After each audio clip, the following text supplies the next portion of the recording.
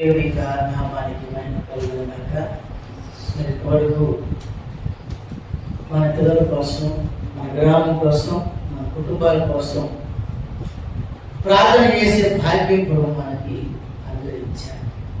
మన ప్రార్థన ప్రభు ఆలకించారు. ఒకసారి చేతులు బయట దేవ స్తోత్రాలు చెల్లిద్దాం. స్తోత్రమయ్యా, స్తోత్రమయ్యా, స్తోత్రం రాజా. హల్లెలూయా, హల్లెలూయా, హల్లెలూయా, హల్లెలూయా, హల్లెలూయా, హల్లెలూయా. దేవుని యొక్క నామానికి ఘనత మహిమ ప్రభావం కలుగుగాక. గతించిన శుక్రవారాల్లో అనేక విషయాలు మనం ధ్యానిస్తూ ఉన్నాం. అయితే యేసు ప్రభువు ఉపవాసం ఉండి ప్రార్థన చేసిన విషయం కోసం, ఆయన కోపపడిన విషయాల కోసం, ఆయన కన్నీరు గార్చిన సందర్భాన్ని బట్టి ఏ విషయాల్లో కన్నీరు గార్చిన విషయాలని ధ్యానిస్తూ వస్తున్నాం. అయితే పోయిన శుక్రవారం మోయాబు గురించి, మధ్య మీద నిలబడిన మోయాబు గురించి ఊరకట్ట పైన వచ్చిన చదువుకుంటూ వెళ్ళారు. అయితే ఈ శుక్రవారం ప్రార్థనలో ప్రభు ఇచ్చిన ప్రకటన ఏంటంటే, మనం వెళ్ళే మార్గం తెలుసుకొని మనం ప్రయాణం చేయాలి. లేకపోతే ద్విమనస్సు, మన విశ్వాసం కూడా ద్విగా ఉంటుంది, రెండుగా ఉంటుంది మన విశ్వాసం కూడా. ఇలాంటి మనం వెళ్ళే మార్గం మనం ఎరిగిన వారమే ఉండాలి. మనం బాప్తిస్మం ఇచ్చే యోహాను వలె ఉండకూడదు. చెప్పండి యేసయ్యా, నేను బాప్తిస్మం ఇచ్చే యోహాను వలె నా విశ్వాసం ఉండకూడదు. హల్లెలూయా. యేసు వారి గురించి చక్కగా శ్రేష్టంగా మాట్లాడిన ఈ బాప్తిస్మం ఇచ్చే యోహాను చెరసాలలో వేయబడిన తర్వాత మత్తయి సువార్తలో రాయబడింది. అక్కడ ఒక ప్రత్యేకమైన మాట మాట్లాడుతున్నాడు. మత్తయి సువార్త 3వ అధ్యాయంలో యేసు ప్రభు గురించి ఈయనే దేవుని కుమారుడని పలికిన అదే బాప్తిస్మం ఇచ్చే యోహాను గారు మత్తయి రాసిన సువార్త 14వ అధ్యాయంలో ఏమన్నాడంటే, నీ కొరకు చూడండి ఏమన్నాడు, ఇంకొక వ్యక్తి కోసమే కనిపెట్టాలా అని అతనికి అనుమానం వచ్చింది. చదువుకుందాం. మత్తయి సువార్త 3వ అధ్యాయంలో యేసు ప్రభు గురించి అతను ఏ పలికాడు, ఈయనే దేవుని కుమారుడు. యోహాను సువార్తలో ఏమన్నాడు, పెండ్లి కుమార్తె కలిగిన వాడే పెండ్లి కుమారుడు అని యేసు ప్రభు గురించి మాట్లాడాడు. అయితే మత్తయి సువార్త 11వ అధ్యాయము మనం చూసినట్లయితే అక్కడ రాయబడింది 2వ వచనంలో రాయబడింది. 2వ వచనం,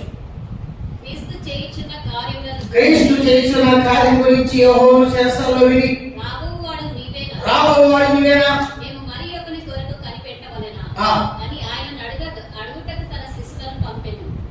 బాప్తిస్మం ఇచ్చే యోహాను గారు మత్తయి సువార్త 3వ అధ్యాయంలో, యోహాను సువార్త 2వ అధ్యాయంలో ఒక చక్కగా మాట్లాడుతున్నాడు.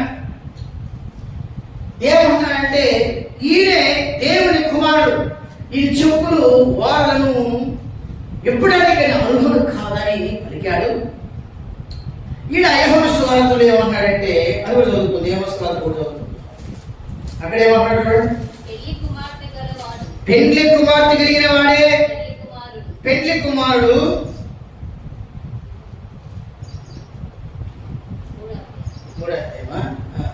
యోహాను సువార్త 3వ అధ్యాయం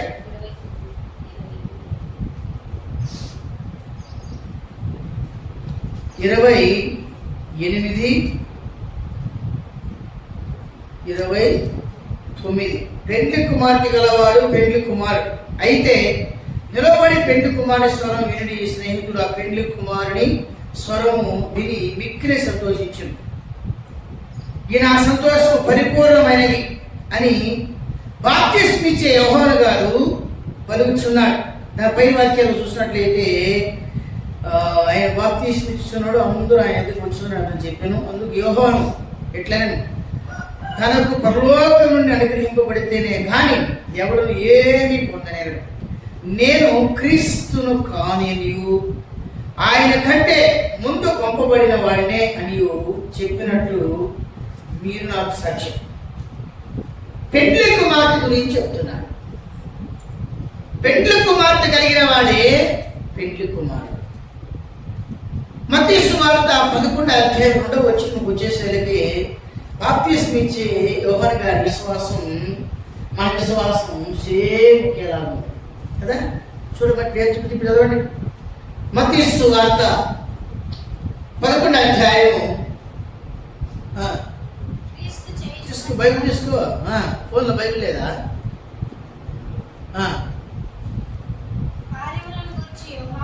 యోహాను గారు చెరసాలలో ఉన్నారు. చెప్పాలి ఎక్కడున్నాడు? చెప్పండి ఎక్కడున్నాడు? చెప్పాలి ఎక్కడున్నాడు? ఎక్కడ విన్నాడు?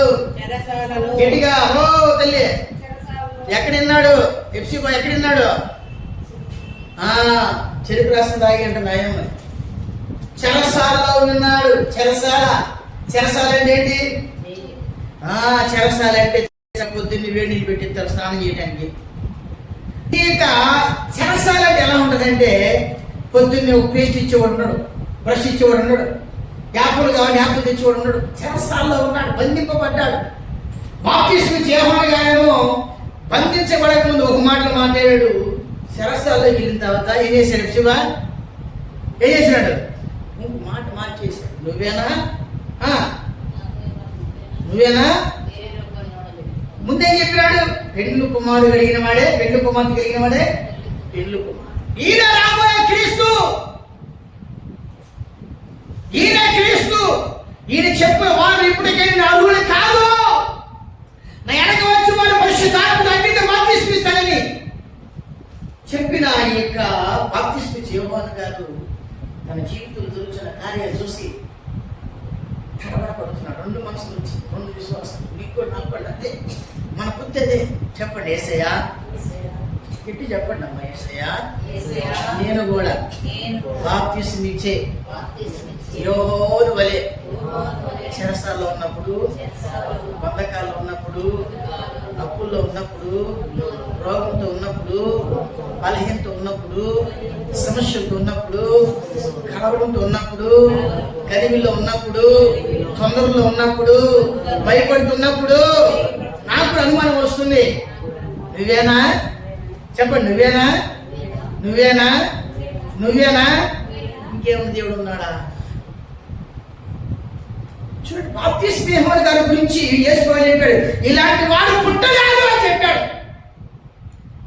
ఇలాంటి వాడు పుట్టి ఉండడు, పుట్టి లేదు అని చెప్పిన యేసుప్రభు వారి మాట ఆడ యేసుప్రభు వారు బాప్తిస్మం యోహాను గురించి చెప్తే, బాప్తిస్మం యోహాను గారికి ఒక సంబంధించి చెరసాల వేయబడినప్పుడు 2 విధాలైన మనస్సులు అతను కలిగింది. నీకు నాకు కూడా అంతే.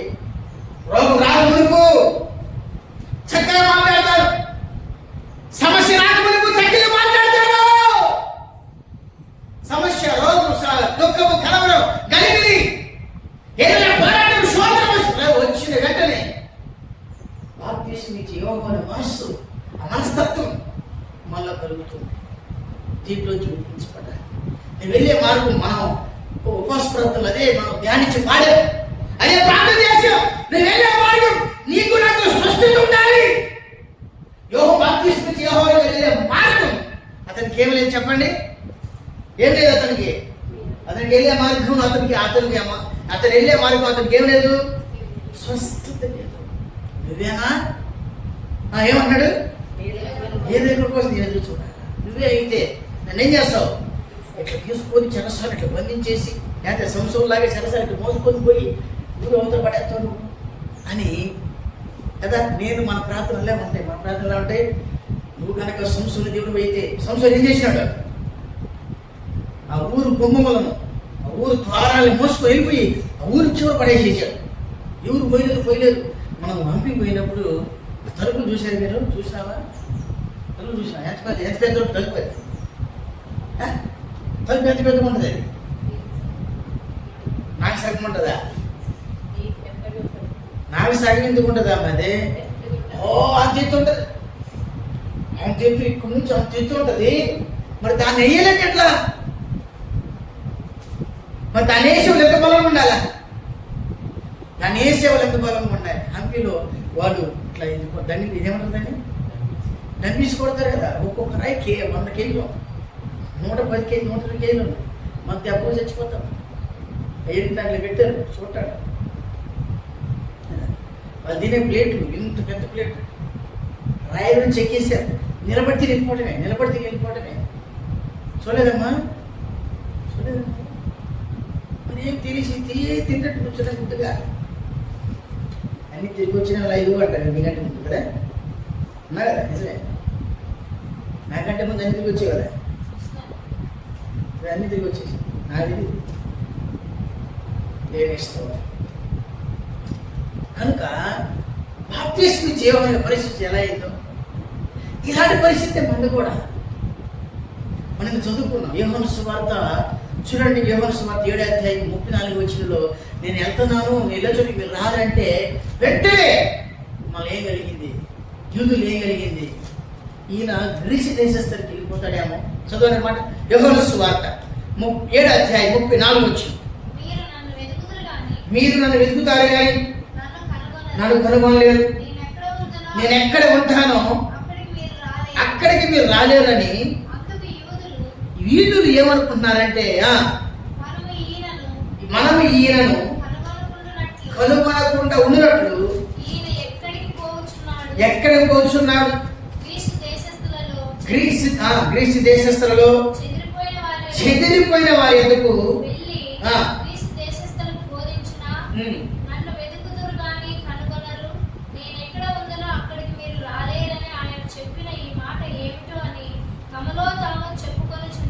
చూడండి. ఈశ్వరు వారు పలికిన ఒక్క మాటకి ఎన్ని ఆలోచనలు వచ్చింది చూసారా? ఒక్క మాటకి ఎన్ని ఆలోచనలు వచ్చినాయి. ఆడికి మన 8వ అధ్యాయం చదువుతున్నాం. 8వ అధ్యాయంలో 22 అందుకు యూదులు 8వ అధ్యాయం సువార్త 8:22 అందుకు యూదులు ఏం చెప్పుచున్నాడే, ఒకవేళ తను తాను చంపుకోనడా అనుకుంటారంటే వాళ్ళు. ఒక్క మాటకి ఎన్ని అర్థాలు వచ్చినాయి చూసారా? ఒక్క మాటకి ఎన్ని అర్థాలు అపార్థాలు వచ్చేసాయి. యేసు ప్రభువు చెప్పాడు, నేను వెళ్ళే చోటుకి మీరు రాలేరు అన్నాడంతే. ఈ మాటని లాగదీసి సాగదీసి విగ్గొట్టి వంగొట్టి ఏమేమో చేసి ఏమన్నారు, ఈయన క్రియ చేసి వెళ్ళిపోతాడేమో, ఇది చచ్చిపోతాడేమో, ఇది ఉరేసుకుంటాడేమో, వీళ్ళ బావి పాపం పెద్ద బావిలో చచ్చిపోతాడేమో. తమిళనాడులో ఉండే బావులు మనలాంటి బావులు కాదు. ఒక బావి లోతు 200 అడుగులు ఉంటాయి. ఒక బావి వెల్లడుకు మన ఇంటికన్నా మా ఇల్లు చర్చి అంత పెద్దది ఉంటుంది. ఒక బావి వెల్లడు కూడా పెద్దగా ఉంటుంది. అంత పెద్ద బావులు మనకు ఇంత బావులు వేసుకోరు. మన ఆంధ్రలో ఉన్నట్టుగా బావులు చిన్న బావులు కాదు. తమిళనాడులో రోజు నేను దాన్ని పక్కన కూర్చొని జ్ఞాపకాలు పెట్టుకొని మొహం అడుగుతున్నాను. మా బ్రదర్ ఏం చేశారు, ఒకటి పాపం కన్యాకుమారి నుంచి వచ్చిన మా ఫ్రెండ్ వాడి లోపల దొరికినాడు. నాకేం ఈత రాదుగా, ఈత రాదు నాకు. జుట్టు చూస్తేనే పెద్ద జుట్టు కాదు, ఎంత తింటే ఉండాలి మా తలకాయ. మునిగిపోతున్నా, వాడే నవ్వుతున్నాడు బయట ఉండి. చెప్తున్నారు మా తర్వాత మిగతా వాడి బ్రదర్స్. లోపల దొరికినాడు, నాకు ఈత రాదు, వాడి తెలియదు పాపం. నాకు ఈత చదువుకున్నాడు. అంత పెద్ద బాయిలో లేదా చెప్తా చచ్చిపోవచ్చినాడు నేను. తర్వాత వాడు ఏం చేశాడు, కింద దిగి నా చేయి కొట్టుకు పైకి తీసుకొచ్చినాడు. ఏం జుట్టు లేదు, జుట్టు కొట్టుకున్నాడికి ఇంత జుట్టు 7 జుట్టు ఇప్పుడు దొరుకుతుంది, అప్పుడు దొరుకుతుంది. దేవుని స్తోత్రం, హల్లెలూయా. ఇక రాయబడిన మాట ఏంటంటే, బాప్తిస్మం ఇచ్చే యోహాను గురించి మనం చదువుతున్నాం, యేసు ప్రభువు గురించి చదువుతున్నాం. ఏదో నేను రాలేను అని ఒక మాట చెప్తే ఆ మాటని వారు ఎన్ని విధాలుగా అర్థం చేస్తున్నారు. మనం కూడా అంతే. యేసు ప్రభువు మనతో ఒక మాట మాట్లాడాడంటే అది ఖచ్చితంగా జరుగుతాయి. నీళ్ళు నాలో కలిగే ఆలోచన ఏంటి, ఏం కలుగుతుంది? అది నీకు ఇంకా అర్థం కాకపోతే ప్రార్థన చేయ, ప్రభువు నాతోనే మాట్లాడావా, ఇది నా గురించి చూపించావా, వేరే కోసం చూపించావా, నన్ను అడగాలి. బాప్తిస్మం ఇచ్చే యోహాను వలే నువ్వేనా, నువ్వు లేకపోతే ఆయన పిలుచుకొచ్చుకుంటాం మేము, నువ్వు రాకపోతే నువ్వు నిజంగా నువ్వేనైతే నన్ను శస్త్రాల్లో పెడతావు. బాప్తిస్మం ఇచ్చే యోహాను నువ్వు గొప్పవాడని చెప్పినావు కదా, మన నిన్ను శిరస్సు బయట తీసుకెళ్ళి 2 మాసాలు వచ్చేసి 2 విధాలైన విశ్వాసం వచ్చేసినాయి అతనికి, 2 విధమైన తలంపులు వచ్చేసినాయి, 2 విధమైన ఆలోచనలు వచ్చేసినాయి, 2 విధమైన మనస్తత్వం వచ్చేసినప్పుడు నీలో కూడా అంతే. దేవుడు నడిపించే మార్గంలోనికి ప్రభుని నడిపిస్తున్నప్పుడు సాతాను నిన్ను చంచలముక్తి కలిగేస్తాడు. నిజంగా ప్రభుని నడిపిస్తే ఎందుకు ఇలా జరగాలి అని అంటాడు. యేసు ప్రభువు అన్నారు, నేను వెళ్ళే చోటుకి మీరు రాలేరని చెప్పారు. ఆ మాటకు వారు ఎన్ని అర్థాలు వేస్తున్నారు. యేసు ప్రభువు వారితో మాట అంటున్నాడు. మార్కు సువార్త 10వ అధ్యాయం మనం అది చూసినట్టు అక్కడ రాయబడింది. యేసు ప్రభువు వారు ఏమన్నారంటే, నేను త్రాగే గిన్నెలో మీరు తాగుతారా అని అడుగుతున్నాడు. అప్పుడు శిష్యులందరూ మనోళ్ళు చెప్పినట్టు చెప్తున్నారు. చూడండి ఏం చెప్తున్నారు చూడండి. మనోళ్ళందరూ చెప్తారు, ఏమని చెప్తారు చూడండి. మార్కు సువార్త 10వ అధ్యాయం 38వ వచనం. అప్పుడు యేసు నేను పొందుచున్న బాప్తిస్మము మీరు పొందెదరు గాని నా కుడి వైపునను ఎడమ వైపునను కూర్చుండనిచ్చుట నా వశములో లేదని. అదే మాట. మీరేం అడుగుతున్నారో మీకు తెలియదు. 37లో యేసు మీరేం 38 యేసు మీరేం అడుగుతున్నారో మీకు తెలియదు. నేను త్రాగుచున్న గిన్నెలోని మీరు త్రాగేదరా. శిష్యులందరూ ఏమంటున్నారు? ఎఫ్సీఓ ఏమంటున్నారు? ఫోన్ పట్టుకొని మాట్లాడు. బైబిల్ చెప్తున్నావా? ఇంకేందుకు వదిలే, ఇంకేందుకు ఇప్పుడు చెప్తున్నాను. అప్పుడే చెప్పినాను. బైబిల్ లేదంటే డౌన్లోడ్ చేస్తావా? వదిలే ఈయన చెప్పేది. వాళ్ళు ఏమన్నారు? మేము తాగుచున్నాం అని చెప్పి నేను పొందుకునే బాప్తిస్మం పొందుకుంటారా? వాళ్ళు ఏమన్నారు? ఏమన్నారు అదే మేము కూడా తాగుతాము అన్నారు. లైన్ చెప్తున్నారు. యేసు ప్రభువు వారు కొట్టుకుంటానికి వస్తే అందరు బాగుంటారు. ఇప్పుడు ఎవరైనా గన్ తీసుకొని వచ్చారని గిడకి ఎవరు ప్రార్థన చేస్తారు సంపేతం అంటే ఎఫ్సీఓ ఏమంటావు నువ్వు? ప్రార్థన చేస్తా సంపే అంటావా? అయ్యా నాకు ఇద్దరు పిల్లలు ఉన్నారయ్యా, ఇప్పుడే హాస్పిటల్కి వెళ్ళి వచ్చాను. నాకు కళ్ళు కనపట్లేదు. గుడ్డుదయ్యా, గుడ్డుదా నటించమని గుడ్డుదానయ్యా నేను. అయ్యా నా గుడ్డు గుడ్డుదయ్యా, నా పెళ్లి కళ్ళు ఉంది. ఏమంటావు? నీకే తెలుసు అంటావా? నాకే తెలుస్తుంది. మీ మనసులో మాట్లాడి నువ్వేమంటావమ్మా? పిల్లలు ఏందయ్యా, నా భర్త కూడా వెళ్ళిపోతాను, నువ్వు ఒక్కసారి వదిలేండి అంటావా? ఏమంటావు మరి? అంటావా? అట్లే పేదరు అట్లా అన్నాడు. పాపం పేదరు ఏమన్నాడు? గ్లోరీ అంటదయ్యా, ఇద్దరు పిల్లలయ్యా, పెద్దదానికి మైండ్కి సరిలేదు అయ్యా, ఆరోగ్యం బాగుంటుందయ్యా, ఒక్కసారి వదిలేదు, ఇంకొకసారి వచ్చినప్పుడు ఉంటాను చేతులు ఇంకా డోలు పరిగెత్తుందా దారి. ఇప్పుడు మెట్రిక్ ఎలా రెడీగా ఉంది. ఇప్పుడు మెట్రిక్ ఎలా రెడీగా ఉంది కనపడకుండా. రెడీ ఏం చేస్తుంది? ఇదేం చేసేది మొక్కలు నిప్పులు ఉండి అయినా కింద కూర్చొని చూసే నా పరిస్థితి ఎట్లుందో ఏం లాభం. ఆ కుర్రలో ఏమంటది? ఆ కుర్రలో అలా చూసుకోండి. అదే కాడిపోయే మనకి చైనాలో ఇలా జరిగి అందరూ ఉండటంలో కూర్చొని ప్రార్థన చేస్తుంటే దైవ సేవకుడు ఆలోచన ఇచ్చాడు. విశ్వాసం మీరు బాగా మాస్కులు వేసుకోండి, రోజు వేసుకోండి, జాకెట్లు వేసుకోండి, కనపడకుండా మీ మొక్కలు తెలియకూడదు, ఉంటే కళ్ళే కనపడాలి, గణి తీసుకురండి, చంపేస్తాం రండి మిమ్మల్ని ప్రార్థన చేస్తాంటే చూద్దాం నిజమైన విశ్వాసం ఎవరు ఉంటారు చూద్దాం అంటే అంటారు. ఎవరన్నా ఎవరు ఉంటారు అట్లా? అప్పుడే తెలుస్తారు. శ్రమ వచ్చినప్పుడే మన బుద్ధి తెలుస్తుంది. నా బుద్ధి తెలుస్తుంది. ఏడుస్తాం హల్లెలూయా. సేవ అంటే అదే. ఎంతమంది సేవలు చచ్చిపోయి చేశారు. సేవలు హతసాక్షిగా చనిపోయారు. అది భక్తి అంటే. శ్రమను చూసి నువ్వు భయపడకూడదు. ఇదే మనం మాది ఇప్పుడు బాప్తిస్మం ఇచ్చే యోహాను గురించి ధ్యానించేది. శ్రమను చూసి ఏం కాదు మనం భయపడకూడదు. శ్రమలు వస్తే మనం శ్రమలు రాకుండా యేసు ప్రభువా నేను ఉండే చోటికి మీరు రాలేదని చెప్పినప్పుడు ఎన్ని అర్థాలు వచ్చేసినాయి. మనం చూడండి ఎన్ని అర్థాలు వచ్చినాయి. ఈయన గ్రీస్ దేశం వెళ్ళిపోతాడేమో, ఈయన చచ్చిపోతాడేమో, ఈయన ఏం చేసుకుంటాడేమో, ఈయన బయలు దూకుతాడేమో, తమిళనాడులో బయలు పెద్ద పెద్ద బయలు ఆడుకొచ్చి దూకుతాడేమో అనుకున్నారు లేదా? కానీ అలా జరగలేదు. యేసుప్రభు చెప్పేది ఆత్మ సంబంధమైన మర్మాలు, ఆత్మ సంబంధమైన మర్మాలు. ఈ మర్మాలు, ఈ రహస్యాలు మనం తెలుసుకోవాలి. నువ్వు వెళ్ళే మార్గం కరెక్ట్గా ఒక క్లారిటీ ఉండాలి. దానికోసం మనం ఈ విశ్వాసం స్థిరంగా నిలబడాలి. అదే అధ్యాయంలో 14వ అధ్యాయంలో 4వ వచనం తోమా గురించి రాయబడింది. ఆ మార్గం మాకు తెలియదు అంటున్నాడు. చూడండి, యోహాను సువార్త 14వ అధ్యాయం 4వ వచనంలో ఈ తోమా ఏమన్నాడు చూద్దాం.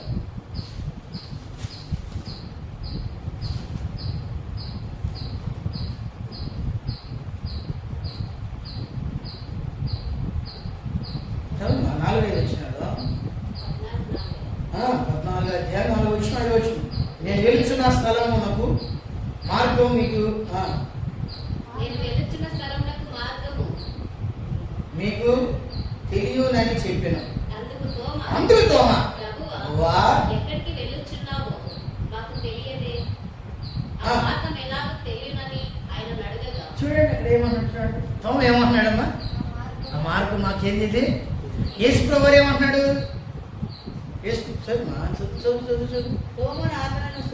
స్వామి ಎಲ್ಲಿಗೆ ಹೋಗುತ್ತೀಯೋ ಅಲ್ಲ యేసుప్రభು ಹೇಳಿದ ಓದಿ 4వ ವಚನ. ನಾನು ಹೋಗುವ ಸ್ಥಳದ ಮಾರ್ಗವು ನಿನಗೆ ತಿಳಿಯದೆ ಅಂದನು. ತಿಳಿಯದೆ ಅಂದನು. ತೋಮನು ಆತನನ್ನು, ಸ್ವಾಮಿ, ನೀನು ಹೋಗುತ್ತೀಯೋ ನಮಗೆ ತಿಳಿಯದು, ಮಾರ್ಗವು ಹೇಗೆ ತಿಳಿದಿತ್ತು ಎಂದು ಕೇಳಲು ಯೇಸು ಅವನಿಗೆ, ನಾನು ನನ್ನ ಮಾರ್ಗವು ಸತ್ಯವೂ ಜೀವವು.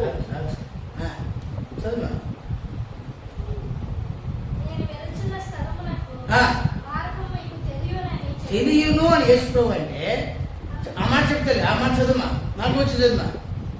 4వ వచనం అక్కడ వెనక ఆశ్రమం తెలియను అని చెప్పాడు. చెప్పు, మా మాట చెప్పు. చెప్పు. ఓ మళ్ళీ ఇక్కడ పోయేస్తుంది, మళ్ళీ ఏదో చెప్తుంది, మళ్ళీ విషయం కదా పోయిందా? కట్టి తీసుకుందాం, వస్తుంది తీసుకున్నాను. చెప్పు ఇంకోసారి చదువుమా, నువ్వు చదువుమా.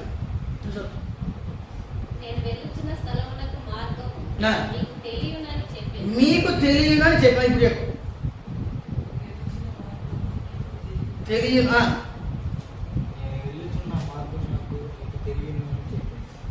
యేసుప్రభు వారు ఏమన్నాడు? మీకు తెలుసు అన్నాడు. తోమ ఏమన్నాడు? ఇదే మనం చేసేది. అడే బాప్తీసం ఇచ్చి ఇవ్వమని అంటున్నాడు. ఈడేమో తోమ ఏమన్నాడు? యేసుప్రభు ఏమో తెలుసు అంటే ఈయనేమంటున్నాడు? ఇంకొక మాట ఏమంటున్నాడు చూడండి. ఇంకో మాట ఏమంటున్నాడు? అదే 5వ వచనం. అందుకు తోమ, ప్రభువా, ఎక్కడికి వెళ్తున్నావో నాకు తెలియదు, ఆ మార్గం ఎలాగూ తెలియదు. చూసుకొని గాలి తీసేసాడు యేసుప్రభు వారిని ఎంత చిన్న చూపు చూసినాడు. యేసుప్రభు వారు ఏమంటున్నాడు? మీకు తెలుసు అంటున్నాడు. తోమ ఏమంటున్నాడు? తెలియదు. నాకెట తెలుస్తుంది అడుగుతున్నాడు. ఇదే మన కన్ఫ్యూజ్. సైతాను నిన్ను నన్ను మనను ఫస్ట్ మన యొక్క విశ్వాసాన్ని దెబ్బకొడతాడు. వాడు మన విశ్వాసం దొంగిలిస్తాడు. నీ విశ్వాసం దొంగిలిస్తాడు వాడు. బాప్తిస్మ ఇచ్చి యోహాను గారు విశ్వాసం దొంగిలించేశాడు. వాక్యం చెప్పే పెద్ద విషయం కాదు, సేవ చేయడం గొప్ప విషయం కాదు. విశ్వాసం నిలబడవాలి. విశ్వాసం నిలిచి ఉంటేనే పరలోక రాజ్యం ఉంటుంది, లేకపోతే పరలోక రాజ్యం రాదు. సేవ చేసేది మాత్రం చింపిరిటే దేవుడు మాకు శ్రమల యందు నిలిచి ఉండాలి. ఆ శ్రమలలో నీలో నుంచి బయటికి ఏది వస్తుందో అదే నీలో ఉన్న నిజమైన యథార్థమైన భక్తి. శ్రమలో నుండి నీ హృదయంలో నుంచి ఏది వస్తుందో, నీ మాటలు ఏది వస్తుందో అదే నిజమైన నీలో ఉన్న భక్తి. బాప్తిస్మ ఇచ్చి యోహాను గారు ఏ భక్తి ఉండే? నువ్వేనా? చెప్పు, నువ్వేనా? వేరొక ఆయన్ని తీసుకొని రావాలా? చెప్పు, అడుగుతున్నా. మరి మన పరిస్థితి ఎలా? నేను తాగే గిన్నెలో మీరు తాగుతారా అంటే శిష్యులు అన్నారు, ఖచ్చితంగా తాగుతారు వేసయ్యా. నేను తీసుకునే బాప్తీసం మీరు తీసుకుంటానంటే కంపల్సరిగా ఎక్కడ బాప్తీసం తీసుకుంటే ఆల్రెడీ మేము బాప్తీసం తీసుకుంటాం యేసయ్య. అయితే యేసు ప్రభువు వారు అంటున్నాడు లూకా రాసిన సువార్తలో 12వ అధ్యాయంలో మనం చూస్తుంటే అక్కడ రాయబడింది చూడండి 50 వచనం 12వ అధ్యాయం యేసు ప్రభువు వారు ఏమన్నా చూడండి 12వ అధ్యాయము 50 వచనం. అయితే నేను పొందవలసిన బాప్తీసం ఉన్నది అది నెరవేరే వరకు ఈ బాప్తీసం వరకు ఇది శ్రమల బాప్తీసం. ఆ బాప్తీసం కోసం యేసు ప్రభువు ఎంతో ప్రయాసపడుతున్నాడు. తెలుస్తాయి చెప్పండి ఏం చేశానికి ఆయనకి తెలుసు. చెప్పండి యేసు ప్రభువుకి ఏమైంది తెలుసు. తెలుసుందో తెలుసు. మనం కూడా ప్రార్థన చేయాలి. ప్రభా నేను వెళ్ళే మార్గం నాకేం చేయాలా స్వస్థత కావాలి. స్వస్థత లేకుండా ఉండకూడదు. తోమాలా ఉండకూడదు. బాప్తీసం ఇచ్చేవాళ్ళ ఉండకూడదు.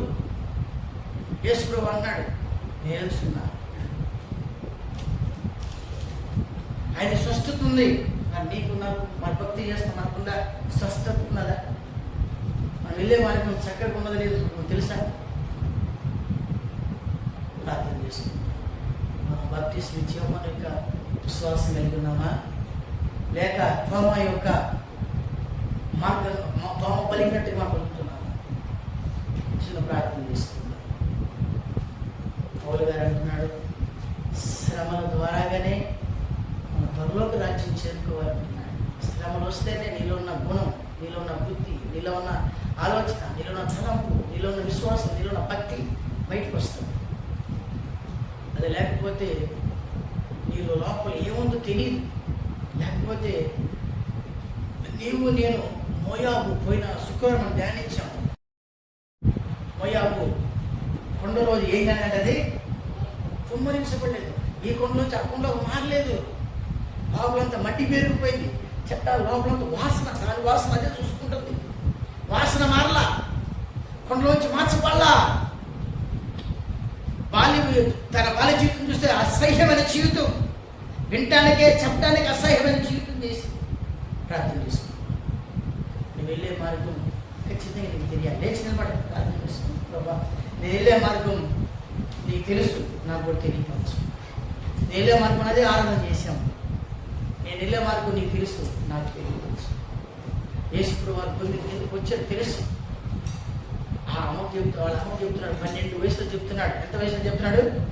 ఏమంటున్నాడు? నా తండ్రి ఇంట్లో చేయవలసిన పని ఇచ్చిపెట్టి నీ అమ్మ రావాలా నేను అంటున్నాడు.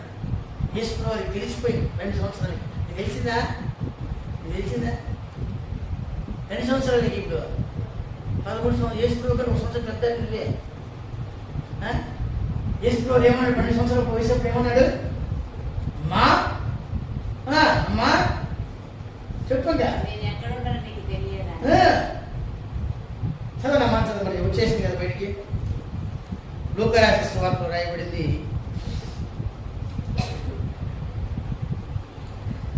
నా తండ్రి పదవి మీద ఉండవలని మీరు ఎరుగురా. ఆయన మీరేళ్ళని వెలుగుచుండ్రి.